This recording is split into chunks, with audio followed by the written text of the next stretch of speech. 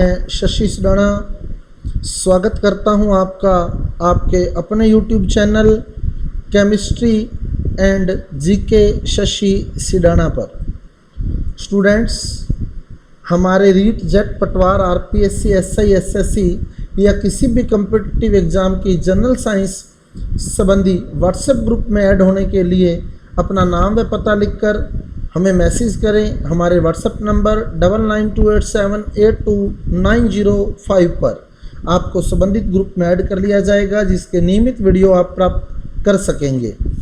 इसी कड़ी में हम आगे बढ़ते हैं आज हमारे नए टॉपिक की ओर, जो हमारा टॉपिक है प्रकाश का परावर्तन। प्रकाश का परावर्तन, reflection of light, light reflection. सबसे पहली बात, प्रकाश का परावर्तन है क्या? तो एक डायग्राम में आपको सामने दर्पण दिखाई दे रहा है, ये कांच का एक मिरर आपको दिखाई दे रहा है, और यहाँ वायु है और यहाँ ये कांच है, ये सारा कांच है, और ये जो सतह है वायु और कांच को अलग करने वाली सतह है, जिसको हम पृथक्कारी कहते हैं। ये पृथक्कारी है, और पृथक्कारी से बिल्कुल 90 डिग्री पर जो रेखा खींची जाती है वो अभिलंब है। तो ये रेखा अभिलंब जो आपको अभी दिखाई गई है डॉट डॉट डॉट से, ये अभिलंब है। पृथक्कारी के बिल्कुल लंबवत अभिलंब होता है। अब प्रकाश की एक किरण वायु से कांच की ओर गति कर रही है, ये पृथक्कारी से टकराई। पृथक्कारी से टकराते ही ये कांच में न जाकर पुनः वायु में ही लौट आती है। यही घटना प्रकाश का परावर्तन कहलाती है।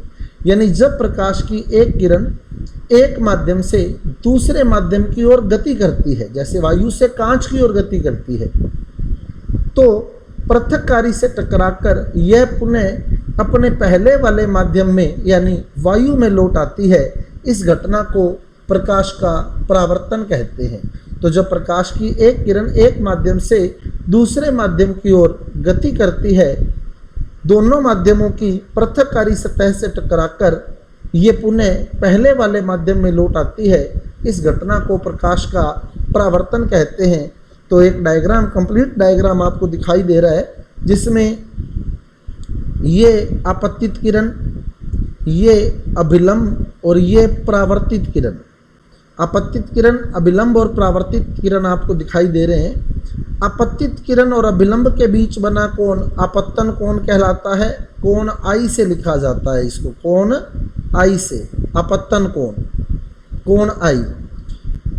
परावर्तित किरण और अभिलंब के बीच बना कोण परावर्तन कोण कहलाता है। कोण आर से इसको डिनोट किया जाता है। ये जो कोण है अभिलंब और परावर्तित किरण के बीच बना कोण, ये परावर्तन कोण होता है। कोण आर से लिखा जाता है एंगल ऑफ रिफ्लेक्शन, और आपत्तन कोण होता है angle of incidence. Angle of incidence I से, एंगल ऑफ रिफ्लेक्शन आर से। तो अभिलंब और परावर्तित किरण के बीच बना कोण परावर्तन कोण, और अभिलंब और आपतित किरण के बीच बना कोण आपत्तन कोण कहलाता है। और परावर्तन की विशेषता होती है कि इसके लिए कोण आई का मान और कोण आर का मान बिल्कुल बराबर होता है। कोण आई का मान और कोण आर का मान बिल्कुल बराबर होता है। यानी ये अगर 45 डिग्री का है कोण आई अगर 45 डिग्री है, तो कोण आर भी 45 डिग्री होगा। ये बिल्कुल एंगल बराबर होते हैं। कोण आई भी और कोण आर के मान बिल्कुल बराबर होते हैं। अगर कोण आई 50 डिग्री है तो कोण आर भी 50 डिग्री होगा। अब बात करें परावर्तन की परिभाषा की, तो सबसे पहले परावर्तन क्या है? तो प्रकाश की एक किरण एक माध्यम से दूसरे माध्यम की ओर गति करती है, तो दोनों माध्यमों की पृथक्कारी सतह से टकराकर ये पुनः पहले वाले माध्यम में लौट आती है। यह घटना प्रकाश का परावर्तन कहलाती है। तो प्रकाश की किरण वायु से कांच में जा रही थी, पर उसने कांच में प्रवेश नहीं किया, पृथक्कारी से टकराकर वह पुनः वायु में ही लौट आई। तो इस घटना को हम प्रकाश का परावर्तन कहते हैं। अब अभिलंब क्या है?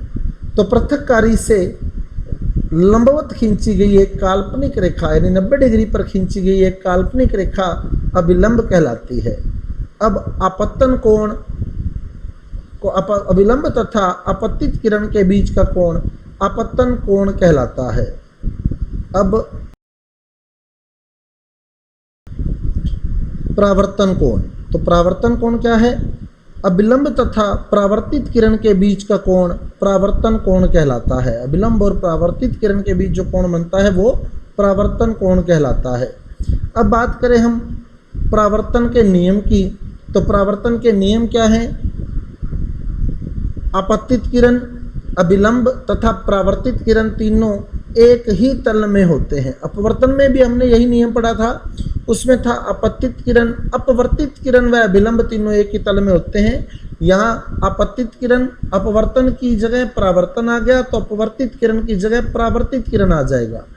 आपतित किरण, परावर्तित किरण व अभिलंब तीनों एक ही तल में होते हैं। और दूसरा नियम जो आपको बताया था, आपतन कोण तथा परावर्तन कोण का मान बिल्कुल बराबर होता है, अर्थात कोण आई बराबर होता है कोण आर के। तो ये भी परावर्तन का एक नियम है, कोण आई का मान कोण आर के मान के बिल्कुल बराबर होता है। तो सामने डायग्राम आपको दिखाई दे रहा है, इसमें आपको आपतन कोण 50 डिग्री देख रहे हैं, तो परावर्तन कोण भी 50 डिग्री है। बहुत ही इंपॉर्टेंट बात है। अब क्वेश्चन देखो कैसे निकलते हैं। जैसे उसने कहा आपतन कोण का मान 50 डिग्री है, आपतन कोण का मान 50 डिग्री है, तो पहला क्वेश्चन तो यही है परावर्तन कोण का मान कितना होगा। कॉमन सी बात है, आपतन और परावर्तन बराबर होते हैं तो 50 डिग्री ही होगा। दूसरा यूँ भी पूछ सकता है आपतित किरण और परावर्तित किरण के बीच का कोण, यानी ये कोण कितने डिग्री का है। तो कॉमन सी बात है, जब ये 50 है, ये 50 है, ये 50 है, तो ये 100 हो जाएगा। 50 और 50 मिला के कितना हो गया? 100। तो आपतित किरण और परावर्तित किरण के बीच का जो कोण है वो 100 डिग्री का है। अब यूँ भी पूछ सकता है, यदि आपतन कोण 50 डिग्री है, यदि आपतन कोण 50 डिग्री है, तो परावर्तित किरण पृथक्कारी से कितने डिग्री के कोण पर होगी। तो परावर्तित किरण जो है वो पृथक्कारी से कितने डिग्री के कोण पर होगी, यानी ये वाला कोण आपसे पूछा गया है।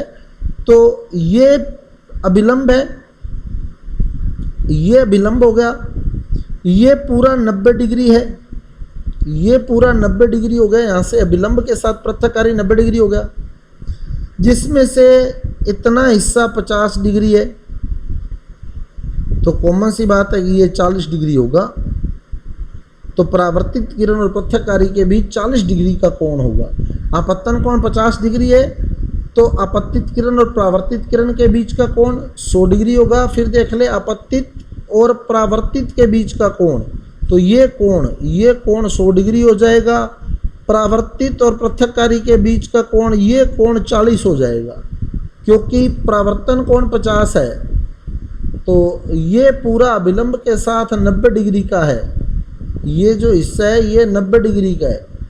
90 में से 50 ये वाला है, ये वाला 50 डिग्री है। ये जो फिल कर दिया है मैंने, ये 50 डिग्री है। तो कॉमन सी बात है, जब पूरा 90 है, भरा हुआ 50 है, तो जो खाली बचा है वो 40 डिग्री होगा। तो परावर्तित किरण और अभिलंब के बीच 40 डिग्री का कोण बनेगा। तो ये परावर्तन की बातें थी। अब बात आती है परावर्तन के प्रकार की। तो परावर्तन 2 प्रकार का होता है, एक नियमित या सममित परावर्तन और दूसरा अनियमित या असममित या विसरित परावर्तन। पहली बात, नियमित परावर्तन क्या है, रेगुलर रिफ्लेक्शन क्या है।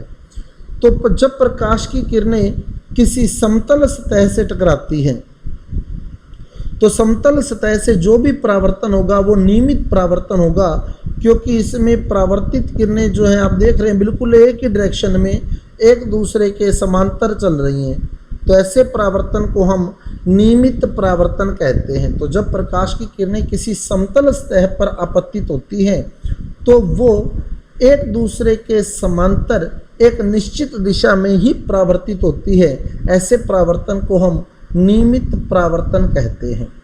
लेकिन जब प्रकाश की किरणें किसी खुरदरी सतह रफ सतह पर आपतित होती हैं, किसी भी खुरदरी सतह रफ सतह पर आपतित हो गई, तो वो जो होगा वो जिगजैग मूवमेंट करेंगी, अलग अलग डायरेक्शन में मुड़ेंगी। क्लियर? जैसे ये देख सकते हैं आप डायग्राम में, ये किरण आई यूं,